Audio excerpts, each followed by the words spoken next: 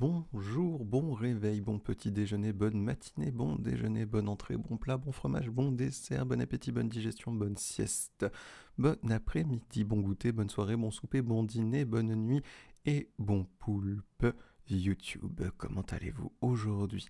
Ici Swift pour vous accueillir. On se retrouve aujourd'hui pour un nouvel épisode de Bonne Nuit les Poulpis, le poulpecast d'une histoire, un conte, une légende pour se détendre. Installez-vous confortablement dans votre chaise, votre fauteuil, votre canapé ou votre lit et laissez-vous emporter par ce récit. La vengeance de Volundre. Il était une fois 3 frères, les 3 fils d'un roi finnois. Dans un souci d'indépendance, ces princes avaient quitté leur père un beau jour et s'étaient établis dans la vallée dite du Loup-Gris, à la pointe d'un lac. Les 3 hommes étaient d'excellents chasseurs et des pêcheurs hors pair. Ils savaient prédire le temps et conduire leur barque sur la mer la plus agitée. L'un d'eux, nommé Volundre, était le seigneur des elfes. Volundre était aussi un orfèvre sans pareil, et les bijoux qu'il confectionnait brillaient comme des étoiles. Un matin, de bonne heure, 3 valkyries se présentèrent chez eux. L'une se nommait Cygne Blanc, l'autre très sage, et la dernière regard enchanté. Harassées par un long voyage, elles demandèrent l'hospitalité aux 3 frères. Ces derniers acceptèrent d'autant plus volontiers que les Valkyries étaient d'une extraordinaire beauté. L'histoire raconte qu'ils se plurent tant qu'ils se marièrent aussitôt. 7 hivers durant, les 3 couples vécurent heureux dans une jolie maison sur le bord du lac. Les Valkyries cuisinaient des galettes, leurs époux chassaient ou pêchaient. C'était l'image même du bonheur et de la sérénité, ce pourquoi il fait bon vivre. Cependant, lorsque le 8e hiver fut venu, les Valkyries se laissèrent gagner par la tristesse. Les galettes, les parties de pêche, chaque jour identique au précédent. À l'approche du 9e hiver, elles quittèrent la maison au bord du lac. En revenant de la chasse qui les avait tenus éloignés quelques jours, les 3 frères trouvèrent leur maison vide. Ils cherchèrent en vain leurs épouses et, terrassés de douleur, finirent par se rendre à la triste évidence. Les frères de Volundre décidèrent de partir à la recherche des Valkyries, qui au nord, qui au sud, tandis que celui-ci surveillerait la maison. Qui sait, peut-être reviendrait-elle? Resté seul, Volundre se mit à confectionner des bijoux qu'il comptait offrir à sa femme et à ses belles-sœurs si elles rentraient un jour. Il travaillait sans relâche pour tromper l'ennui. Chaque jour, il terminait son travail en fabriquant un anneau d'or rouge qu'il accrochait à un feston suspendu dans un coin de la maison. « Les anneaux rouges portent bonheur », répétait-il chaque soir. Les saisons passèrent, personne ne revenait. À la même époque régnait en Suède le roi Nidud. Il était le père de 2 fils dissipés et sots et d'une fille plutôt mignonne. À cela près qu'on ne la surnommait pas pour rien Bodvild au grand pied. Le roi, qui habitait près de la vallée du Loup-Gris, avait entendu parler du talent d'orfèvre de Volundre. Or, ce roi, qui était avide de richesses et dépourvu de tout scrupule, caressait le sombre projet d'emprisonner Volundre et de s'emparer de sa fortune. Une nuit, Nidud envoya ses soldats en reconnaissance dans la vallée du Loup-Gris. Il voulait s'assurer que le talent de Volundre était bien à la hauteur de sa réputation. Ces envoyés possédaient tous un objet magique fabriqué par un nain, une patte de lapin qui leur permettait de progresser sans le moindre bruit. Ainsi, Volundre n'entendit-il ni le martèlement des sabots des chevaux, ni les pas des militaires, et pas davantage le claquement des épées sur leurs cuisses puissantes. Les soldats entrèrent dans sa demeure, tandis que l'orfèvre dormait profondément, et virent, accrochés au feston, les anneaux d'or rouge. Ils en comptèrent 700, car 700 aubes s'étaient levées depuis le départ des Valkyries, mais ils n'en rapportèrent qu'un au roi. Les soldats avaient choisi un anneau qui brillait plus que les autres. Nidoud apprécia la qualité du travail, mais ô combien il l'aurait estimé davantage s'il avait su qu'il était magique. Au lever du jour, Volundre remarqua que l'anneau avait disparu. Il crut que son épouse était revenue et l'avait pris discrètement. Comme il n'y avait personne dans la maison, il se dirigea vers le lac où la Valkyrie aimait se baigner, mais rien ne troublait les eaux tranquilles. Soudain, l'orfèvre entendit quelqu'un l'appeler. C'était Nidoud qui sortait de la forêt avec son armée. Le roi cria à Volundre. « Comment se fait-il que tu disposes d'autant d'or alors que dans ce royaume ce métal n'appartient qu'à moi ?»« L'or, je le trouve ici le long des sentiers, » répondit évasivement l'orfèvre. « D'où te viennent ces richesses ?» reprit le roi impatient. « Je n'ai plus de richesses depuis que ma femme a quitté ma demeure. Quand nous nous baignions ensemble dans le lac, alors j'étais le plus riche des elfes, » répondit-il tristement. Nidoud n'aimait ni les palabres ni les longs discours. Il fit enchaîner Volundre et le traîna derrière un cheval jusqu'à une sombre dépendance de son château. Puis il donna l'anneau magique à sa fille, Botteville au grand pied, qui ne se sentit plus de joie. Le roi se félicitait du bonheur qu'il venait de procurer à sa fille quand la reine s'approcha de son mari et, perfide, lui murmura. « Nidoud, roi aux armées puissantes, méfie-toi de Volundre. Il vient de la vallée du loup gris, et je connais la méchanceté des elfes. Regarde comme il serre les dents à la vue de la bague qui est au doigt de ta fille Botteville.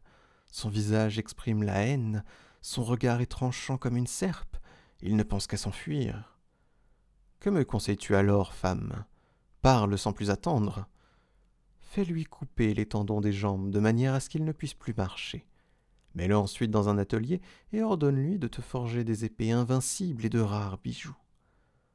Homme sans femme est comme taureau sans cornes, disaient les Vikings. Le roi était fort, mais c'était la reine qu'il fallait craindre. Qu'on lui coupe les tendons des jambes et qu'on l'exile sur l'île de Severstad, commanda le roi. Ainsi fut-il fait. On enfonça dans les jambes de Volundre des couteaux rougis par le feu. Une forge fut construite sur l'île de Severstad, située non loin du château. Volundre y travailla sans relâche, fabriquant les plus belles pièces d'orfèvrerie. Dans cette retraite laborieuse, personne ne lui rendait jamais visite, hormis le roi qui régulièrement venait prendre les anneaux, les épées, les casques que l'elfe avait fabriqués. Le silence qui enveloppait l'île n'était brisé que par le bruit du marteau sur l'enclume, le crépitement du feu dans la fournaise et les plaintes de Volundre que ses jambes faisaient toujours souffrir. Mais le roi Nidoud ignorait que l'artisan forgeait sa vengeance avec les pièces d'orfèvrerie. Gonflé de haine, Volundre activait sa forge. Ce jour-là, il songeait à l'anneau magique destiné à son épouse et que, pour comble de malheur, Botteville portait au doigt. Peu avant l'aurore, les deux fils du roi Nidoud se présentèrent à sa porte. Ils exigèrent que Volundre leur remette la clé d'un gros coffre qui se trouvait au fond de l'atelier. « Tu y as certainement caché d'autres richesses, voleur !» l'accusèrent injustement les jeunes princes. Ce coffre que Volundre avait fabriqué était fermé par un mécanisme extrêmement compliqué pour lequel il n'existait qu'une seule clé. Mais le coffre avait surtout une fabuleuse particularité. Celui qui l'ouvrait y découvrait l'objet qu'il désirait le plus au monde. Volundre ouvrit le coffre, et les fils de Nidoud y virent des pendeloques faites d'or massif, d'émeraude et de rubis. Ils restèrent sans voix, envoûtés par cette vision. Comme la quantité d'objets qu'ils voulaient emporter était trop importante pour la frêle embarcation avec laquelle ils étaient arrivés sur l'île, ils décidèrent de revenir plus tard, mais sur un bateau plus grand. « Ne dites rien à votre père, » les avertit Volundre, « car il serait fâché de savoir que vous lui prenez ses richesses. » Les deux princes acquiescèrent. Le lendemain, à l'aube, ils retournèrent chez Volundre qui leur tendit la clé du coffre en disant « J'ai ajouté quelques objets, bon prince. Jetez-y donc un œil, vous m'en direz des nouvelles. » Les princes ouvrirent le coffre. Dès qu'ils se penchèrent, l'orfèvre empoigna une lourde épée et leur trancha la tête. Avec le sang des princes, il prépara un vin très doux qu'il versa dans 2 outres confectionnées avec leur peau. Ensuite, après avoir laissé sécher les chairs, il les apprêta avec une épice parfumée. Il comptait offrir le nectar et la viande au roi Nidoud, qui était très glouton. Puis, il coupa les cheveux des princes qu'il tissa. Il en fit une doublure pour l'hermine de la reine. Il comptait aussi lui offrir 2 magnifiques coupes enduites d'argent vif, incrustées de perles et de morceaux d'ambre, qui n'étaient autres que les crânes de ses enfants. Leurs yeux seraient des gemmes d'un collier et leurs dents une excellente broche destinée à tenir sa coiffure. Volundre disposa ses trésors dans une boîte qu'il ficela à l'aide d'un splendide ruban. Quand Nidoud vint chercher la production de la semaine, il lui tendit la boîte. Le roi, agréablement surpris, le remercia vivement pour ses présents aussi originaux qu'inattendus. Il reprit la mer et rentra dans son château. L'orfèvre s'était vengé, mais il devait encore recouvrer sa liberté. Il prononça une parole magique, et tout là-bas, au château de Nidoud, l'anneau enchanté que Baudeville portait se rompit.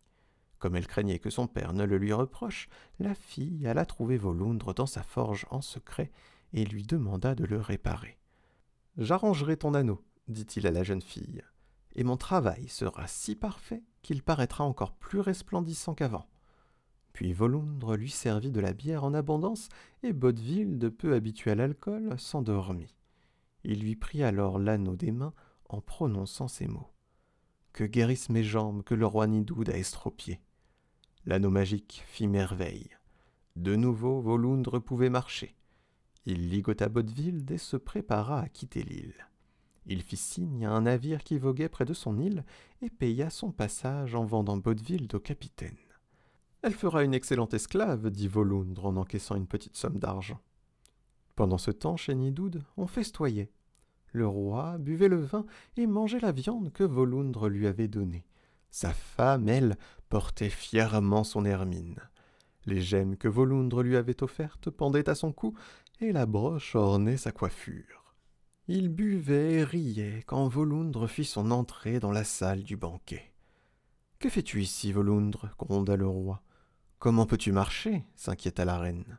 « Tu serais plus avisé, Nidoud, de me demander où sont tes enfants. » Le roi et la reine pâlirent. « Que veux-tu dire, Volundre » balbutia le roi. « Finis de boire et de manger, Nidoud, et promets-moi de ne me faire aucun mal quand tu sauras où sont tes enfants. Jure-le sur la quille de ton navire, sur le bord de ton bouclier, sur la croupe de ton cheval, sur le fil de ton épée. » Un tel serment ne pouvait être défait sans que les dieux ne foudroient sur-le-champ celui qui l'avait prononcé. Le roi jura.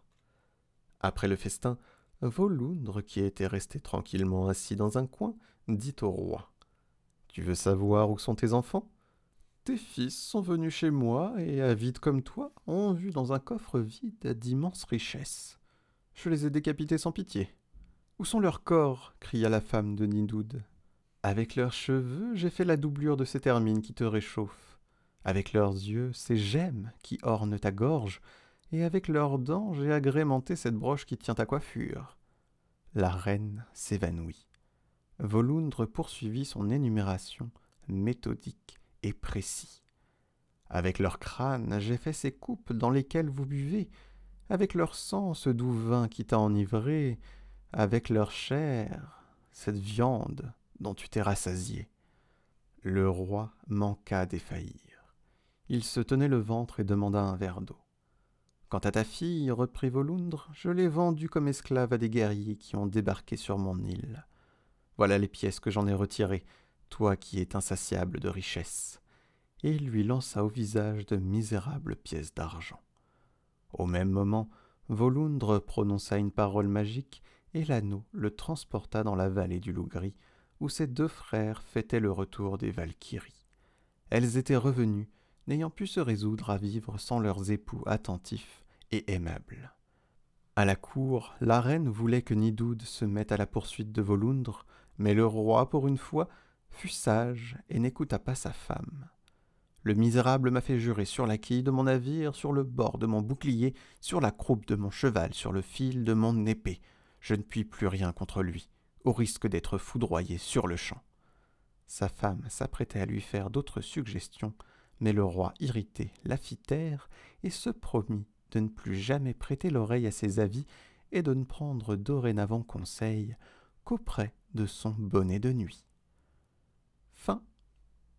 J'espère que vous aurez apprécié cette histoire. Elle est tirée des Contes et légendes Les Vikings par Lars Haraldsson aux éditions Nathan.